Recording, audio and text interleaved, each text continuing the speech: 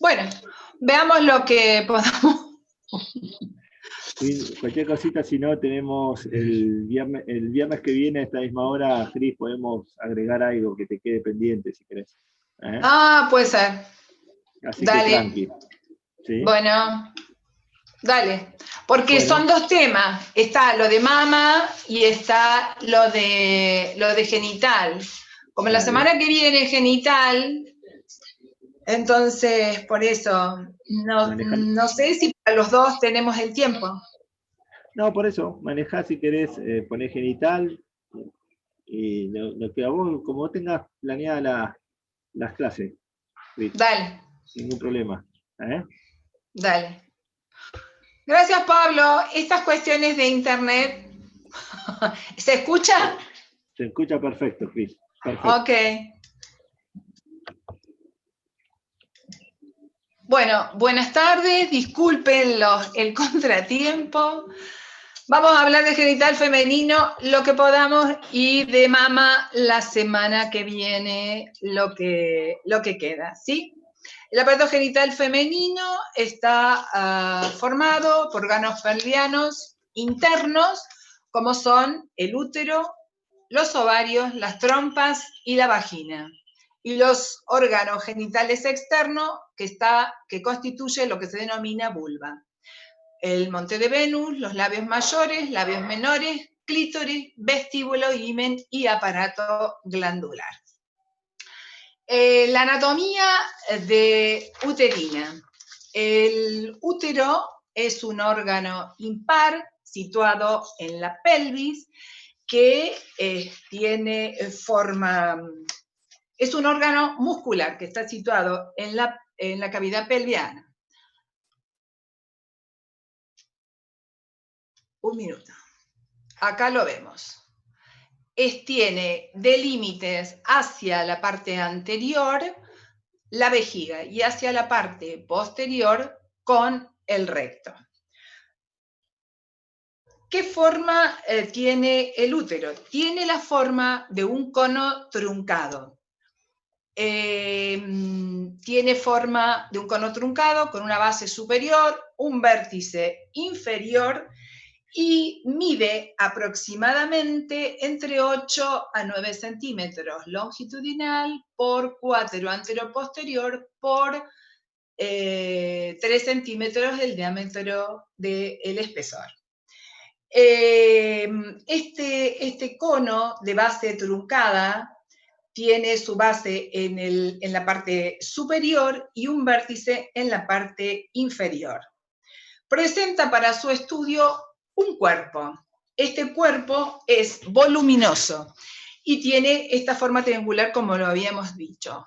Y hacia la parte inferior tenemos una parte que es más afinada y que es lo que corresponde al cuello.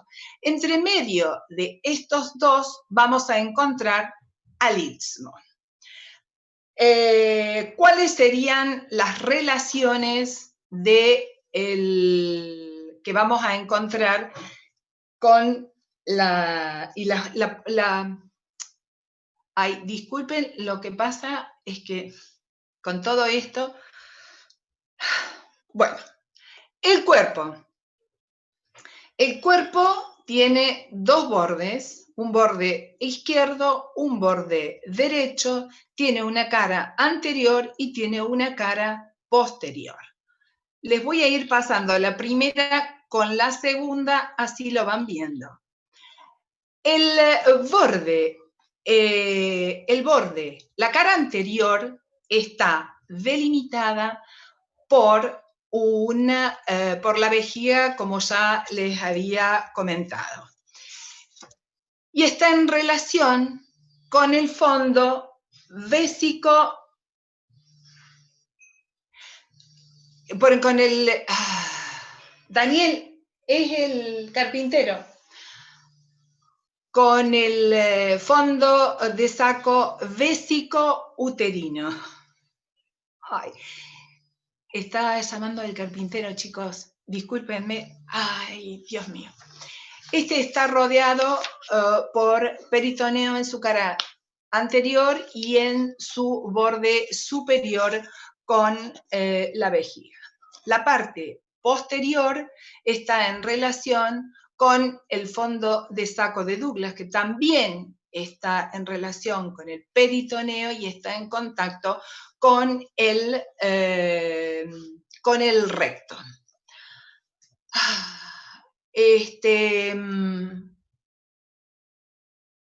Admitir. Oh, Dios mío.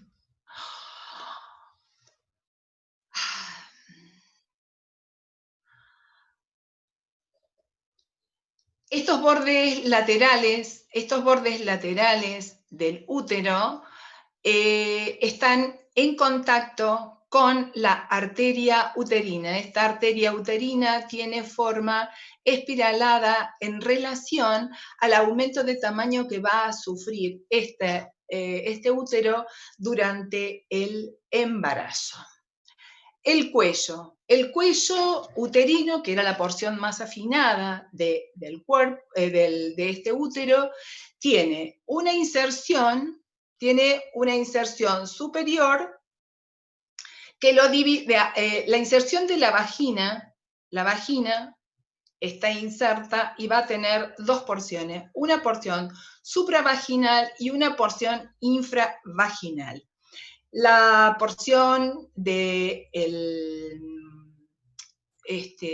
esto también va a corresponder a un medio de fijación. Este cuello va a tener dos orificios, un orificio cervical interno y un orificio cervical externo, que cuando ustedes se mira a través de la vagina, es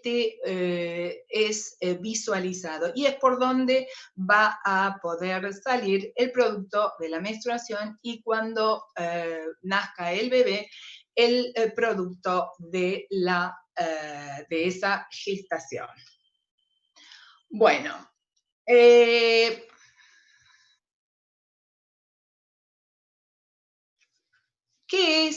¿cuáles son las posiciones del útero? Las posiciones del útero tenemos la flexión y tenemos la versión.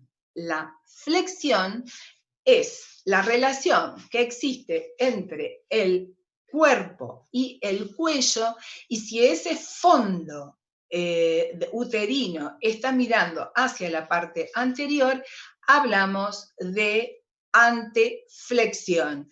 Y si ese fondo uterino está mirando hacia la parte posterior, se denomina retroflexión.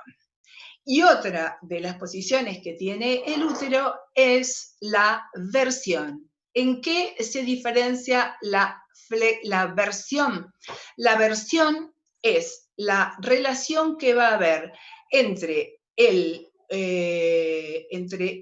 cuello y el cuerpo uterino en relación a la vagina. Si ese fondo del útero está mirando hacia adelante, va a ser en anteversión.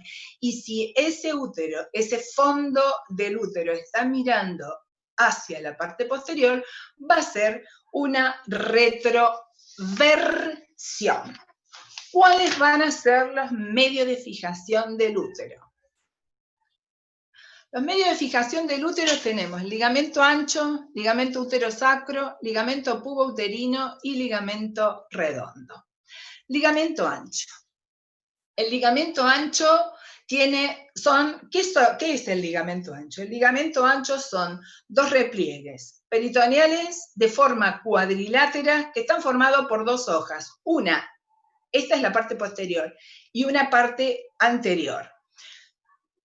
Estas se van a ubicar en la parte laterales del cuerpo uterino y en la parte interna de la cavidad pélvica. Este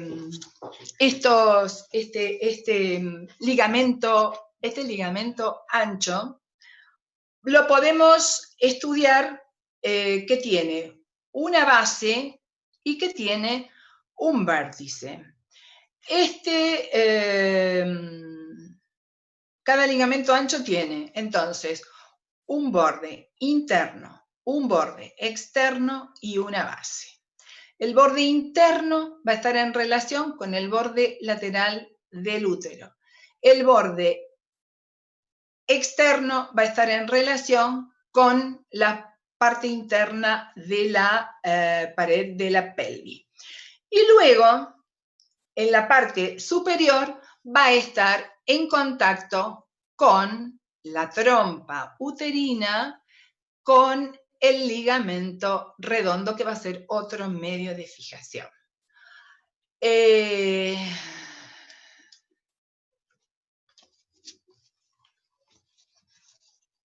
Bueno, el borde superior va a corresponder a la unión de las dos hojas peritoneales que van a alojar a la trompa uterina, como ya les dije. Esto va a formar el alerón superior del ligamento ancho. Por delante y por debajo del mismo vamos a tener al ligamento redondo. Este va a ser el ligamento redondo, luego vamos a ir viéndolo cómo se va a ir formando.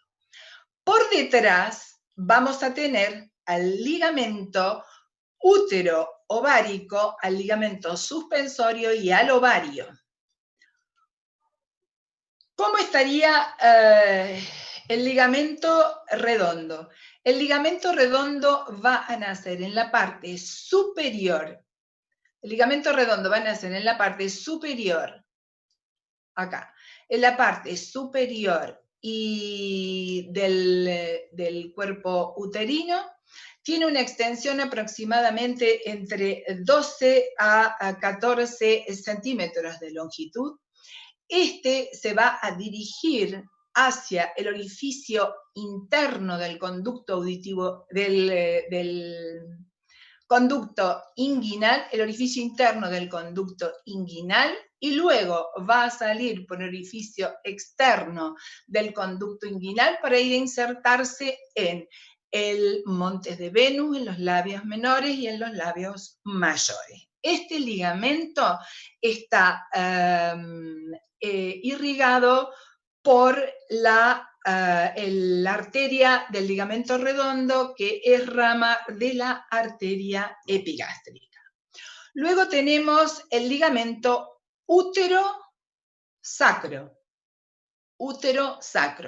que se encuentra a nivel del istmo. El istmo, recuerden que era el lugar de unión entre el cuerpo y el cuello. Son dos, el del lado izquierdo y el del lado derecho. Este ligamento útero-sacro se va a extender entonces desde el istmo uterino hacia el sacro, ¿ok? Luego vamos a tener, estos van a estar en relación con el sacro y va a estar en relación con el recto.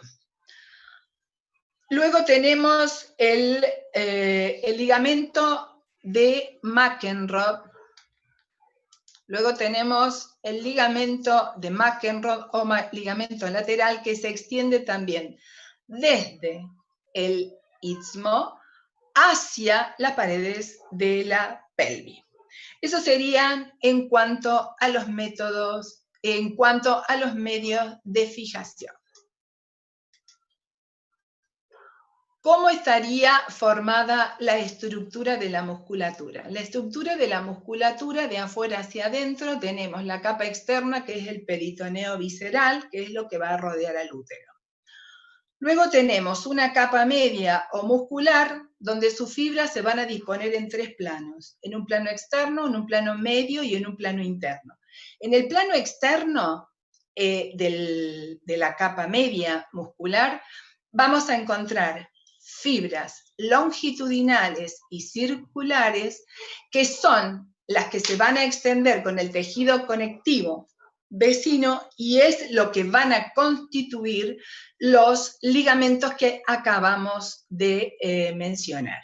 Luego tenemos una capa media, y esa capa media es la capa vascular. Es una serie de fibras longitudinales y circulares, y es la que nos va a permitir el momento del parto, la contracción de las arterias. Estas fibras circulares y son las que están alrededor de las arterias y de los nervios, y es la que van a producir la contractura de la misma en el momento del parto. Luego tenemos la capa interna. Esa capa interna está constituida por fibras circulares que se encuentran a nivel del cervix y a nivel del ostium en la trompa uterina. Y luego vamos a tener una capa interna que es el endometrio. El endometrio está regido por dos hormonas, que son los estrógenos y la progesterona. Los estrógenos es la que va a producir la proliferación en la primera mitad del ciclo, y en la segunda mitad del ciclo es la secreción del endometrio, que es el que va a anidar al óvulo o al embrión, es el que va a anidar al embrión en el momento de que se produzca la fecundación. Si no se ha producido la fecundación, en este momento, en esta capa interna, el endometrio a los 28 días del ciclo menstrual es cuando se va a desprender la menstruación, y el mismo es renovado, y así sucesivamente en cada uno de los ciclos. Estas son las diferentes etapas que va sufriendo el útero a lo largo de la vida. En una recién nacida es un útero pequeño con una relación 1 a 1 cavidad uterina con cuello uterino o canal uterino, canal cervical. Luego tenemos a los 4 años, ya comienza un ligero aumento de tamaño, para llegar a la pubertad con una relación de una cavidad endometrial mayor que el canal cervical. Luego tenemos en la etapa de una edad adulta madura, dentro de esta cavidad, es lo que yo les comentaba recién, van a poder observar la cavidad uterina, las paredes de este útero, que es la capa muscular que les acabo de comentar, que es una capa muy gruesa, y su relación con la cavidad uterina y el canal cervical. Cuando se produce el parto, esta cavidad uterina ya ha tenido una gestación, por lo tanto, adquiere esta forma globulosa para volver luego a la normalidad.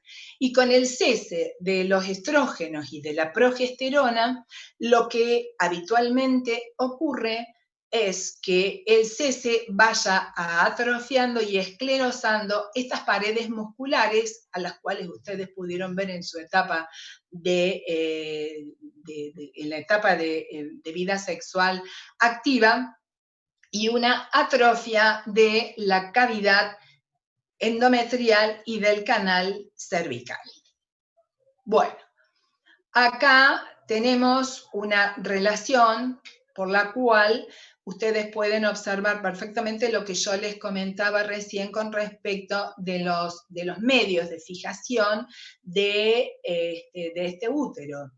Aquí tenemos el ligamento útero sacro, que nace a nivel del istmo, el ligamento redondo, luego tenemos acá el ligamento ancho del lado izquierdo y el ligamento redondo del lado derecho, y su relación con los vasos ilíacos externos.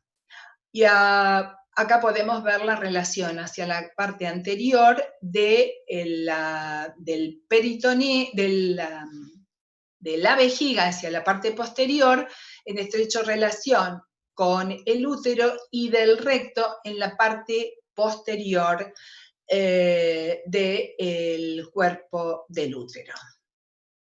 Bueno, ¿cuál es la vascularización? La vascularización, la arteria uterina, que es la rama visceral de la hipogástrica. Y después tenemos ramas cérvico-vaginales y 2 ramas tubováricas. Y las venas son las que van a acompañar a la arteria uterina, que terminan en la vena ilíaca interna. Las venas uterinas van a comunicar hacia arriba con la ovárica y hacia abajo con la hemorroidal superior. Y acá esto le quería mostrar para que ustedes pudieran observar perfectamente lo que hablábamos recién. Este es el útero. Acá tenemos el ligamento redondo. Esta es la trompa uterina. Y ustedes observen la relación hacia los bordes, tanto del lado izquierdo como del lado derecho, del repliegue que tiene esa arteria uterina para que este útero, cuando aumente de tamaño en el embarazo, vaya acompañando a la misma, entonces se va elongando y no hay ningún tipo de alteraciones. ¿Cuáles son los ganglios linfáticos? Los ganglios linfáticos del cuerpo uterino llegan a los ganglios ilíacos. Otros van por el ligamento ancho a las trompas, a los linfáticos de las trompas, a los ovarios y a los linfáticos aórticos. Los ganglios del cuello uterino son interilíacos y van a los ganglios hipogástricos. Y la inervación va a provenir del plexo hipogástrico. Esto es un corte en el cual se puede observar perfectamente lo que corresponde hacia la parte inferior, la vagina. Luego acá tenemos el cuello con el canal cervical, el útero con su forma triangular de vértice inferior y base superior, y dentro de la cavidad uterina la relación que hay con las trompas. Hay un estudio denominado histerosalpingografía que se realiza con un instrumental médico, con un medio de contraste a través de este canal cervical. Previo a la introducción de un espéculo, se va a pinzar este cuello y a través de este orificio cervical externo se va a introducir una cánula que está conectada a una jeringa con un medio de contraste. Todo esto se realiza bajo control radioscópico, donde se van a ir sacando diferentes radiografías y entonces se va a poder poner de manifiesto el canal cervical, la cavidad endometrial y este pasaje del medio de contraste a las trompas. Este estudio se denomina histerosalpingografía, que significa que, y es el que se va a pedir en los casos de que las pacientes tengan alguna esterilidad o una infertilidad, para poder poner de manifiesto que este pasaje de este medio de contraste hacia el peritoneo nos está indicando que estas trompas uterinas están permeables, por lo tanto, esa paciente va a poder quedar embarazada. Este estudio se denomina histerosalpingografía y es el que nos pone de manifiesto entonces el canal cervical, la cavidad uterina y las trompas uterinas, tanto del lado izquierdo como del lado derecho. Posterior a eso, se saca todo el instrumental de este espéculo que se había colocado y esta pinza que se le había colocado en el cuello, y se saca una radiografía para ver si este pasaje del medio de contraste al peritoneo nos está indicando que esas trompas, tanto la derecha como la izquierda, son totalmente permeables. Acá tenemos un corte axial a nivel del cuerpo uterino, donde vamos a ver el cuerpo del útero, el ovario derecho y el ovario derecho y el ovario derecho y el ovario del lado izquierdo, y acá observen ustedes esta imagen que correspondería a los ligamentos, redondos, que son los medios de fijación. Esto es un corte axial de tomografía computada. Estas son algunas de las imágenes que se estudia el aparato genital femenino. También tenemos otro de los estudios que se emplean para el aparato genital femenino, es la resonancia. Los ovarios. Los ovarios son glándulas mixtas que tienen una función exócrina, que es la liberación del óvulo, una función endocrina porque secretan estrógenos y progesterona. El estrógeno se van a producir en la primera mitad del ciclo menstrual. Ya les había comentado que tenemos un ciclo menstrual de 28 días. Y esto se produce en la etapa proliferativa de ese ciclo menstrual. Y después la progesterona es en la segunda mitad del ciclo menstrual de esa paciente. Bueno, ¿cuáles van a ser esos medios Pero antes de hablar de los medios de fijación, vamos a hablar de los ovarios. Son pares, tenemos un ovario del lado derecho y un ovario del lado izquierdo.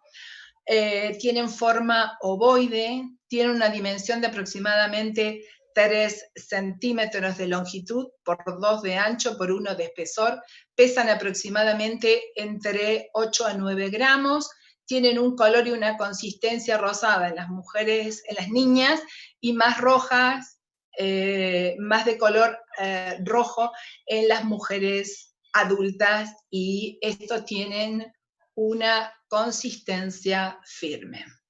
¿Dónde están situados? Están situados en la fosita ovárica, que está limitado por los vasos. Acá voy a volver, porque quiero mostrar eso. Acá ustedes tienen el ovario del lado izquierdo.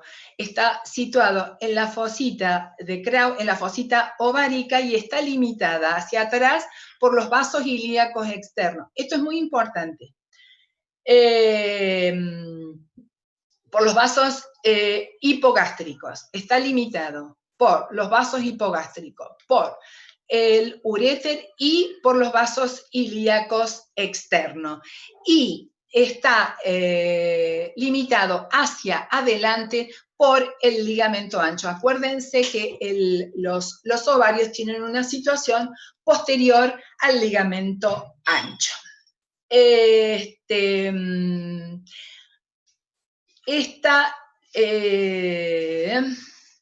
Bueno, ahora vamos a ver estos medios de fijación del ovario. Llamo. Ricardo, llámalo por teléfono. ¿Dónde está? Ahí.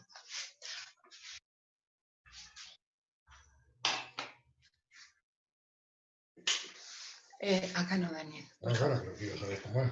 No me voy a perder. ¿Cómo hago para No, ahora no. El medio de fijación. Tenemos el ligamento útero-ovárico o ligamento propio del ovario. Otro de los medios de fijación es el ligamento suspensorio del ovario. El ligamento suspensorio del ovario está desde el extremo anterior del ovario hasta la pared del abdomen. Este es el principal medio de fijación de este ovario. Luego también se llama ligamento suspensorio. Luego tenemos el mesoovario. El mesoovario es la hoja posterior del ligamento ancho que se va a continuar con el epitelio ovárico alrededor del ilio, y por eso el ovario es intraperitoneal, no está revestido por peritoneo. De todos estos ligamentos, solo el mesoovario y el ligamento suspensorio van a ser los verdaderos medios de fijación, ya que el ligamento tubo ovárico y útero ovárico tienen como función solamente el unir el ovario a los órganos vecinos. Los ligamentos están formados por tejido conectivo y por fibras musculares lisas. Bueno.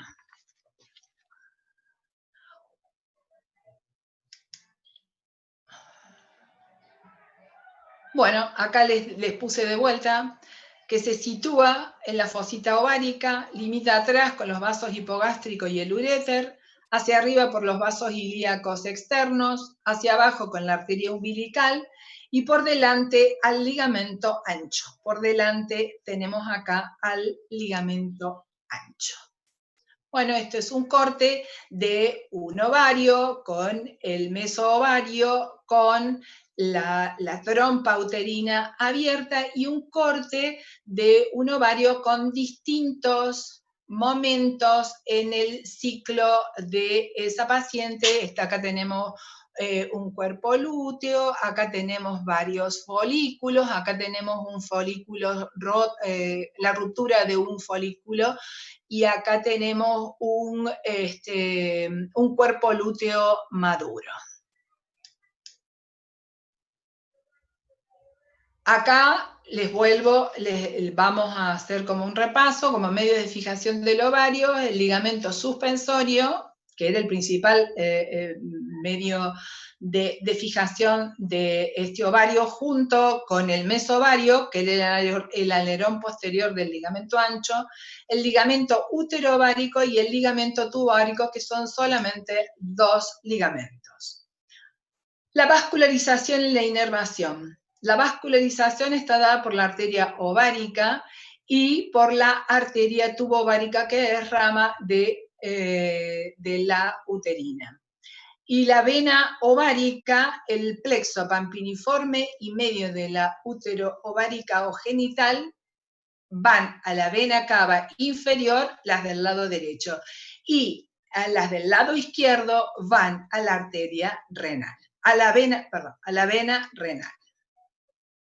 Los linfáticos y nervios. Los linfáticos y nervios siguen una dirección de los vasos ováricos y forman un plexo subovárico y terminan desde los lumboaórticos hasta los renales.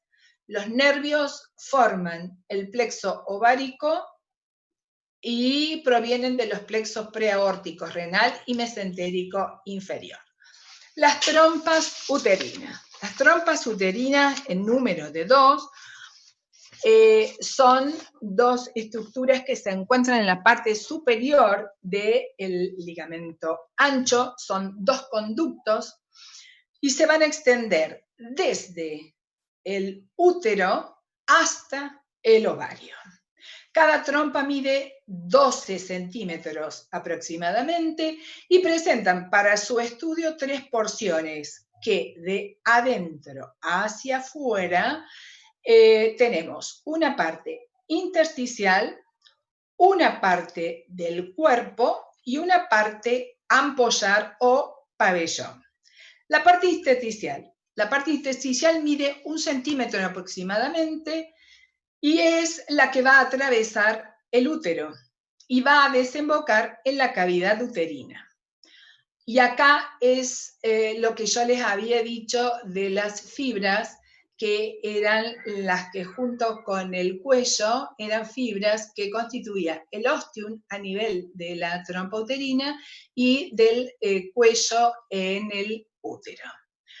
Luego tenemos una porción del cuerpo, y esta porción del cuerpo tiene a su vez 2 porciones. Tiene una porción que es estrecha y mide aproximadamente 3 centímetros, y una que es llamada ampolla, que mide aproximadamente 7 centímetros. Esta está en contacto con el ovario y es el que va a atrapar al óvulo en el momento que se va a producir la fecundación. Este pabellón tiene la forma de un embudo. En su cara externa está tapizada por peritoneo y su cara interna está recubierta por mucosa. Su base es irregular y presenta de 10 a 15 lengüetas llamadas fimbrias o franjas, que miden aproximadamente 15 milímetros. Una de estas tiene el nombre de fimbria ovárica y es mucho más larga y sigue el trayecto del ligamento tubo ovárico y va a terminar en el borde anterior, del ovario. En el vértice de este pabellón hay un orificio. Llamado ostium abdominal que va a comunicar la luz abdominal, que comunica la luz de la trompa con la parte abdominal. ¿Cuáles son los medios de fijación? El medio de fijación es su continuidad con el útero, el ligamento tubovárico y el ligamento ancho, el cual la trompa está alojada en la parte superior formando el alerón superior. Estas hojas peritoneales van a formar por debajo de la trompa el mesosalping. La trompa puede seguir los desplazamientos del útero, como por ejemplo durante los embarazos, elevándose hacia la cavidad abdominal junto con el útero. Estaría la irrigación dada por la arteria tubárica externa que proviene de la ovárica, la arteria tubárica interna que proviene de la arteria uterina y las venas forman un plexo y se dirigen a las venas uterováricas. Los nervios se van a originar en los plexos ováricos y uterinos. Vagina. La vagina es un conducto musculomembranoso que se extiende desde el cuello uterino, que se extiende desde el cuello uterino hasta la vulva. Tenemos dos orificios, un orificio superior y un orificio inferior. Tenemos una pared anterior y tenemos una pared posterior. Esta vagina tiene la forma de un cilindro aplastado, de delante hacia atrás, que va a atravesar el perineo en un trayecto oblicuo, de delante hacia atrás. El orificio superior se inserta alrededor del cuello, delimitando el hocico de Tenca. Luego tenemos un orificio inferior que se abre a la vulva, constituyendo el orificio vulvo-vaginal que está aplanado en sentido transversal. Luego tenemos una pared anterior y una pared posterior. La pared anterior, su porción superior se va a relacionar con la vejiga, con el tabique vésico-vaginal, y su porción inferior con la uretra a través del tabique uretro-vaginal. La pared posterior se van a considerar tres porciones: una porción superior, una porción media y una porción inferior. La porción superior se relaciona con el recto a través del fondo de saco de Douglas. La parte media también se va a relacionar con el recto, pero a través del tabique recto-vaginal. La porción inferior se separa del conducto anal delimitando el triángulo recto-vaginal. La configuración interna. La superficie interna de esta vagina está recubierta por una mucosa vaginal, la misma se repliega transversalmente formando arruga fusiforme más abultada en su parte media. Estas porciones abultadas se van a superponer formando en cada pared los pilares anteriores y posteriores de la vagina. El pilar anterior está más desarrollado y se bifurca hacia arriba formando el triángulo de Pauly, que está en relación con el trígono vesical o trígono de Litón. La arteria cérvico-vaginal es la irrigación. Esta es rama de la arteria uterina. La arteria vésico-vaginal es también rama de la uterina. Y las venas y las arterias, los vasos arteriales vaginales inferiores, que son ramas de la hemorroidal media. Las venas van a desembocar en la uterina por plexos y se van a anastomosar con la hemorroidal media y superior, estableciendo un sistema porto-cavo. Luego tenemos luego tenemos lo que corresponde a la vulva. La vulva es el conjunto de órganos genitales externos en la mujer y este está delimitado por una hendidura vulvar que está limitado a cada lado por los labios menores. Bueno, tenemos acá, tenemos el clítoris, tenemos los labios menores, tenemos los labios mayores, tenemos el monte de Venus. Y luego, entonces, esta hendidura vulvar va a estar limitada a cada lado por dos repliegues. Acá lo tenemos. Esta hendidura vulvar va a estar limitada a cada lado por dos repliegues cutáneos. ¿Qué van a ser? Los labios menores y los labios mayores. Acá se pueden ver en un esquema y acá se pueden ver en el dibujo. Separando ambos labios, separando a estos labios a nivel de la hendidura vulvar, se va a observar de delante hacia atrás el vestíbulo. Ahí vamos a tener el vestíbulo. El meato uretral y más posteriormente el orificio inferior de la vagina. El vestíbulo es un espacio triangular limitado hacia arriba y adelante, por el clítoris. A los lados por los labios menores, y hacia atrás por el meato urinario. El orificio inferior de la vagina está estrechado y en la mujer virgen tiene un repliegue denominado himen, que es el que se va a desgarrar en el momento del coito. La forma de este himen puede ser de distintas formas, lo único que sí tiene que estar perforado, porque si este himen no está perforado, a veces suele acontecer que el contenido de esa menstruación no pueda ser expulsado al exterior. Bueno, esto es en cuanto a la parte del aparato genital femenino. No sé qué hora es. Son las 17:49. Bueno, ustedes quieren que les... A ver.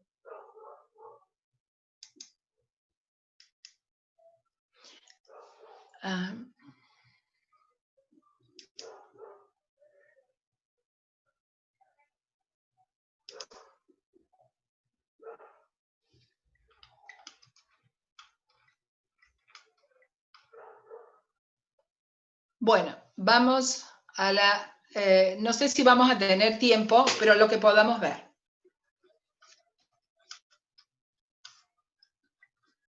El doctor...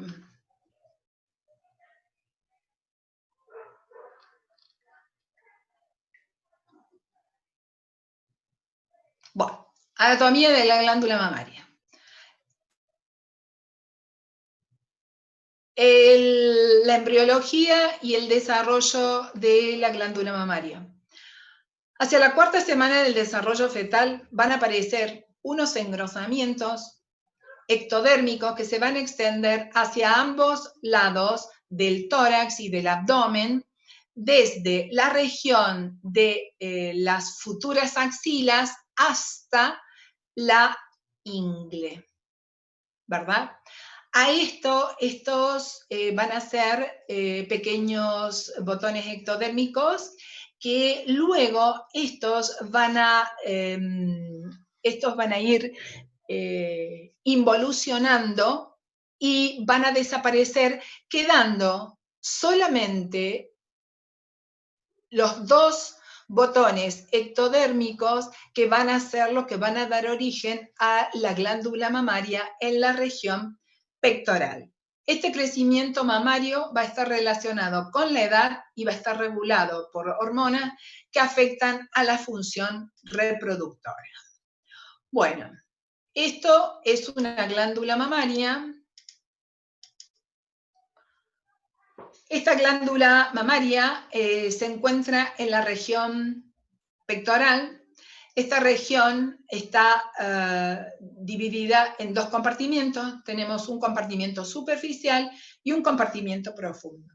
El compartimiento superficial está constituido por lo que corresponde a la piel, lo que corresponde a la areola y al pezón, que son los hiperpigmentados. Luego, por debajo de la piel, vamos a encontrar el tejido celular subcutáneo, y la grasa de esta glándula mamaria. Luego, vamos a... disculpen un minuto. Daniel, Ricardo, un minuto.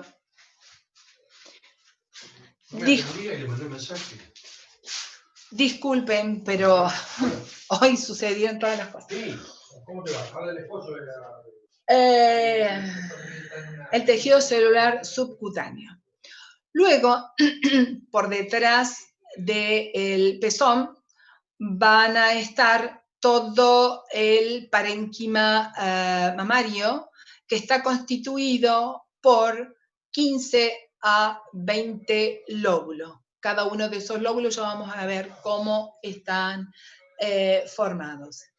Y luego tenemos un compartimiento profundo, que es el músculo pectoral, por detrás el músculo pectoral menor, y luego vamos a tener las costillas y el esternón. Acá ustedes van a poder observar en este corte sagital que el tejido conectivo es el que nos va a formar los ligamentos suspensorios o ligamentos de Cooper, que son los que están constituidos por tejido conectivo y son los que van a constituir el sostén, la parte de sostén de esa glándula mamaria. La misma va a estar en la parte, está por delante del músculo pectoral, allí va a tener su asiento. Son dos las glándulas, mama derecha y mama izquierda. ¿Cómo está constituido este tejido mamario? Este tejido mamario, como ustedes pueden observar, tenemos la piel, el tejido celular subcutáneo y luego hay una serie de conductos que cada uno de ellos está formado por estos 15 a 20 lóbulos. Cada uno de estos lóbulos va a tener una serie de lobulillos y van a terminar en un acino. Entonces acá yo lo que quería mostrarles era el pezón. El niño cuando succiona a través del pezón va a salir la leche. Esa leche se va a alojar en estos senos lactíferos que están por detrás de ese pezón. Cada uno de estos conductos en número de 15 a 20 se denominan conductos galactóforos o conductos primarios. Estos a su vez se van a ir subdividiendo a medida que van penetrando dentro del lóbulo mamario y dentro de cada uno de esos lobulillos. Por lo tanto, cada vez se van afinando estos pequeños ductos o conductos. En la parte detrás del pezón van a tener un determinado calibre y a medida que van aumentando en el parénquima van a poder ir observándolos cada vez mucho más adelgazado. Esa es la estructura fisiológica habitual y normal.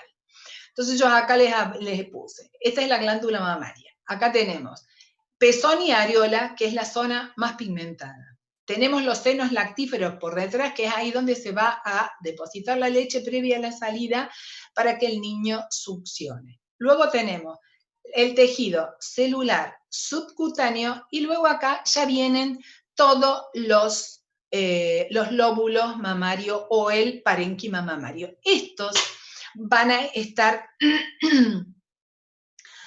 adosados a las paredes del tórax, ¿verdad? Están recubiertos por la piel y tenemos una membrana en la parte posterior por delante de este músculo pectoral y es de esta manera que esta glándula mamaria va a quedar sostenida o va a quedar contenida.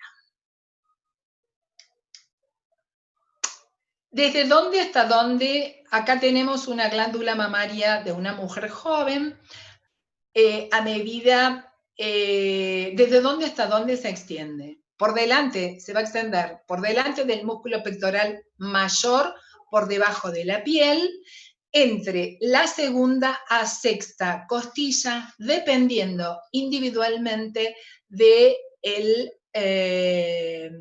volumen mamario de esa paciente.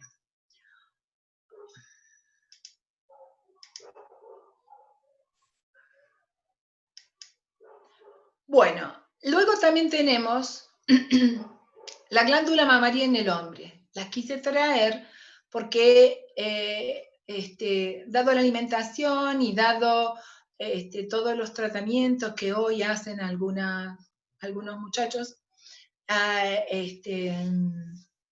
hay mucho aumento del volumen del volumen mamario. Es una glándula mamaria como si fuera de una mujer, es tejido mamario en el hombre. Habitualmente la glándula mamaria en el hombre debe estar atrofiada, porque la testosterona es la que impide el crecimiento del tejido glandular. Cuando se produce un desequilibrio entre la testosterona y el cortisol, se produce lo que se denomina ginecomastia, que es glándula mamaria en el hombre. Los periodos que habitualmente se dan esta alteración es en el comienzo de la pubertad o en la adolescencia, o en la edad muy madura, en la senectud. Y ya les dije cuál es lo que suele acontecer habitualmente con esta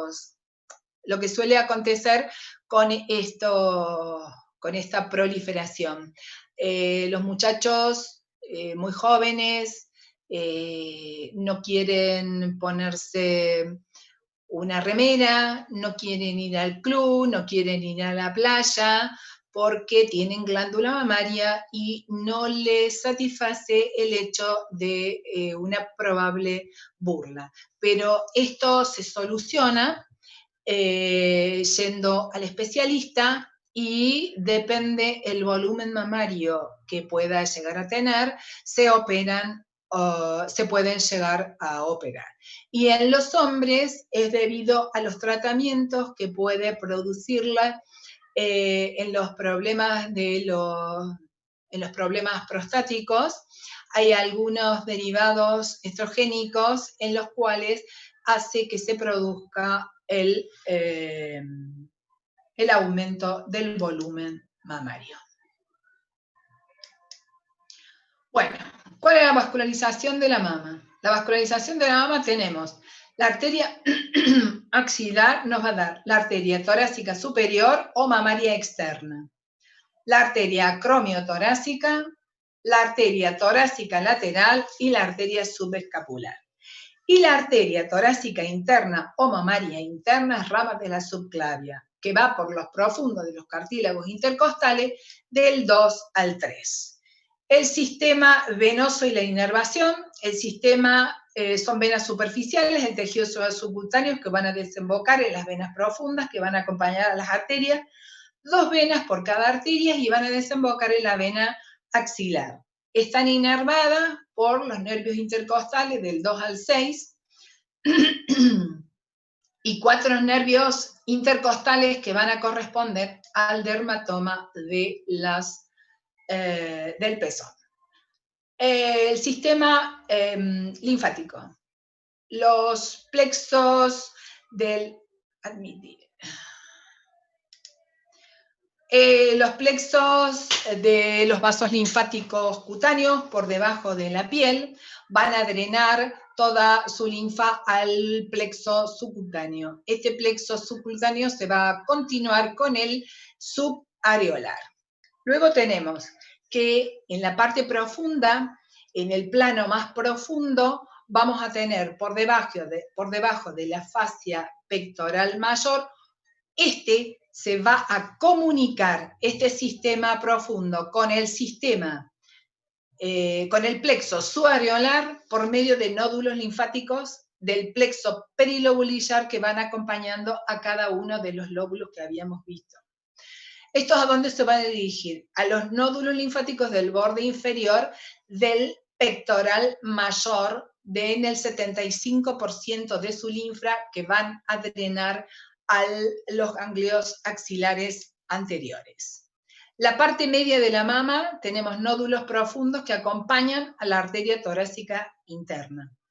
Después tenemos nódulos paraexternales y nódulos de la mamaria interna. La parte interna va a poder desembocar en los ganglios profundos cervicales inferiores, la parte superomedial de la mama, los ganglios linfáticos en los ganglios linfáticos cervicales y hacia abajo se van a relacionar con los nódulos linfáticos abdominales.